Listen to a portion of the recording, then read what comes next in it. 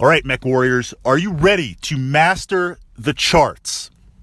Master the charts in Battletech. And that's what we're going to jump in this vlog. And we're going to look at it from kind of a intro higher type level. You know, build 2 or 3 Tactica points for each chart.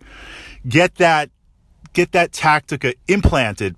And then in the next couple of vlogs, we'll follow up. And of course, we're jumping back in to our mech reviews. We're about halfway through the mediums, so now we're getting some good tonnage, we're getting some good weapon systems, we're getting a lot of different options, and I thought now that we're starting to branch out to the heavier mediums and jumping into soon to be the heavies and assaults, my favorite mechs, then, you know, with all these weapon systems and possibilities, we want to understand the charts, especially if we're new to the game, especially if we're new to Battletech.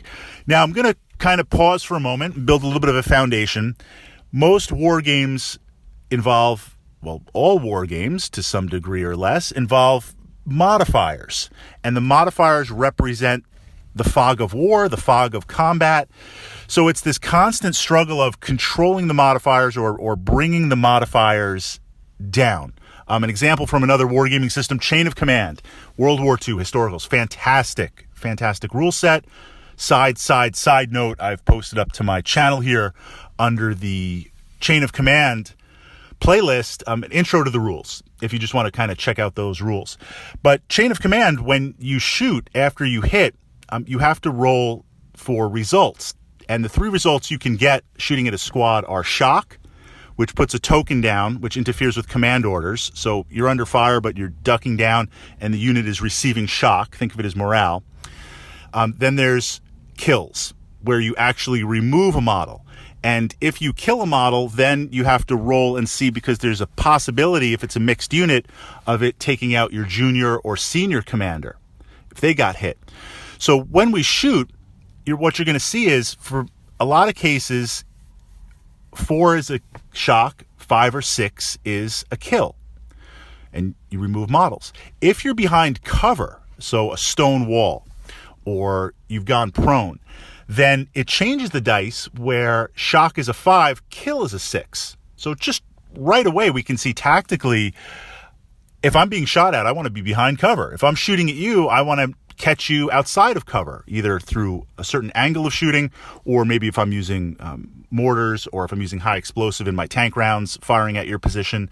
So this idea of modifiers. Then there are some war games, so this is where we need to ask, where does Battletech fall in?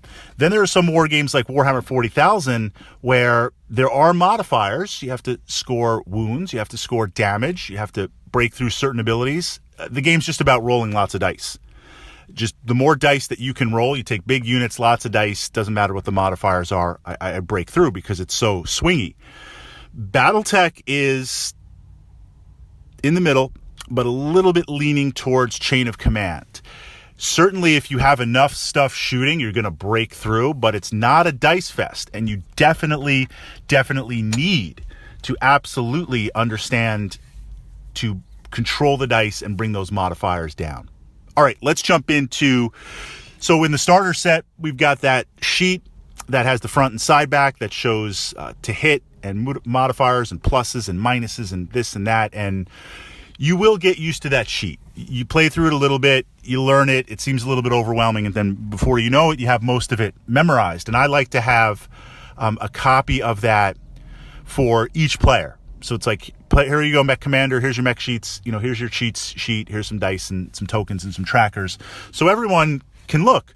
Or if my opponent is playing and making some moves, and they're like, hey, what's that modifier? Well, they can keep making their moves and stuff, and I can look it up for them. So this way we could keep the synergy going. So the first thing is thinking about the shooting phase of the game while you're in the movement phase. Because we start with a base shooting skill, a base gunnery skill. And what that is depends on the mech warrior, depends on some other factors. But that base, as you move your mech, that's going to get higher. So the idea is, understanding this chart is, if I stand still, no modifier. If I walk, +1.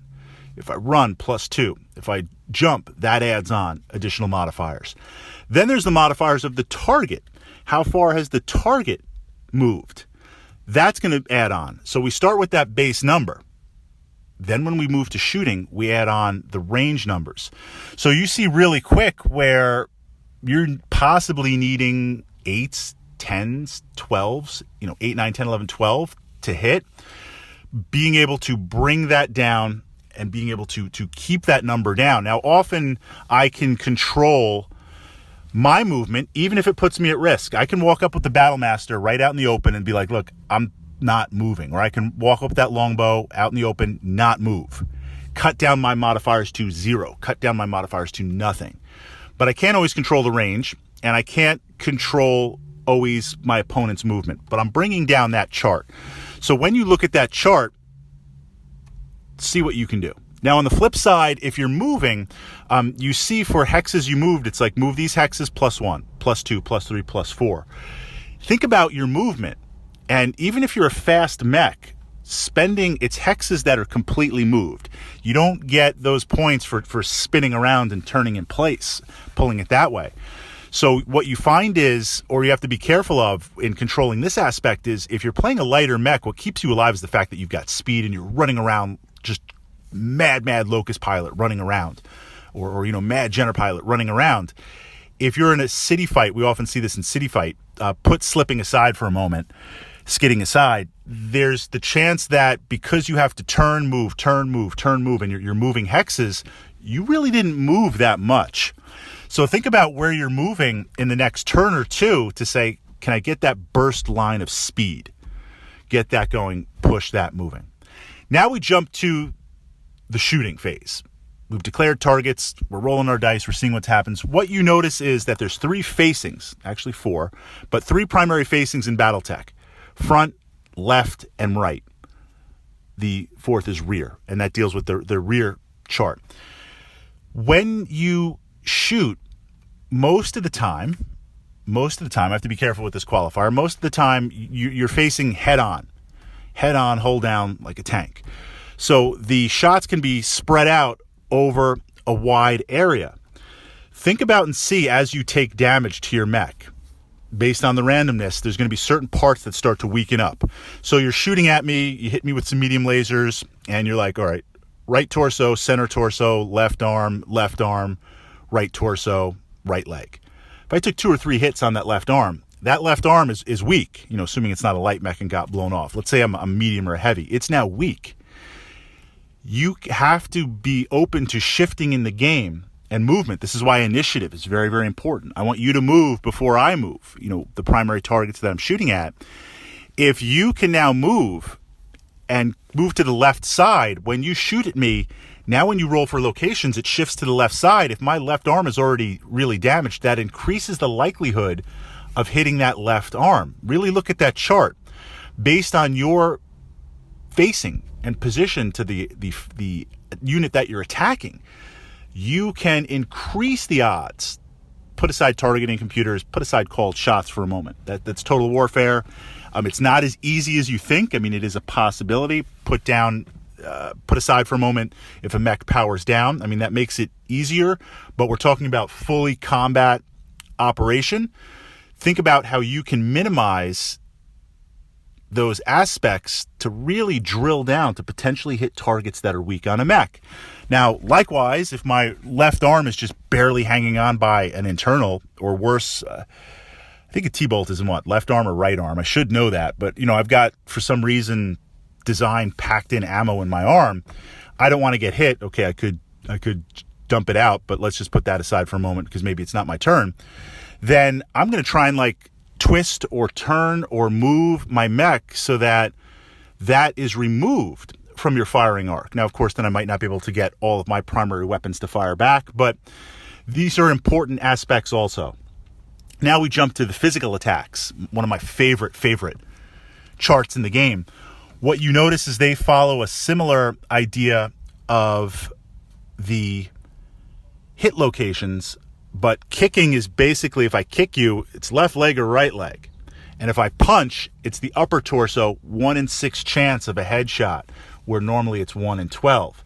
That is really, really, really big. So understanding that chart and how it shifts, and how if you've taken damage to your left torso or right torso and you're in internals, if someone runs up to punch you, not only are you exposed to danger to the headshot, but you're also exposed to the fact that, hey, I'm going to be going on that upper third chart.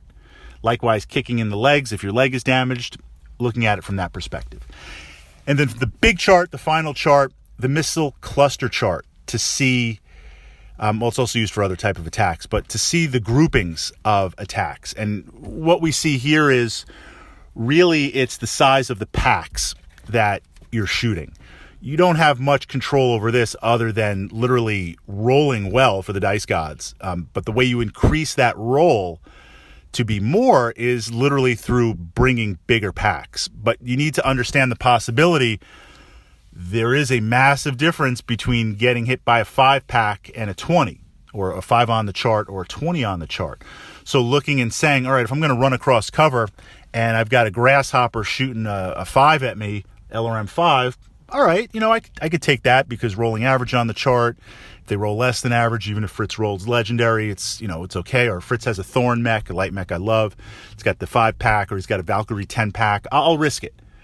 But you got 2 archers, those bays open, 4 LRM 20s, or I've got my 2 longbows, 2 20s, 2 5s times 2, just scoping you down. You run across that field like, no, thank you. I don't think I'm going to take that risk, because just even rolling average gives some good bite, and there's massive redundancy there. So really looking and understanding the spread over that. So mastering the charts, understanding the charts, ultimately with the idea that when it's my turn, I'm going to try and exploit those charts against you. And when it's your turn, I'm going to try and minimize the fallout from the charts against me. How do we do that? How do we do that?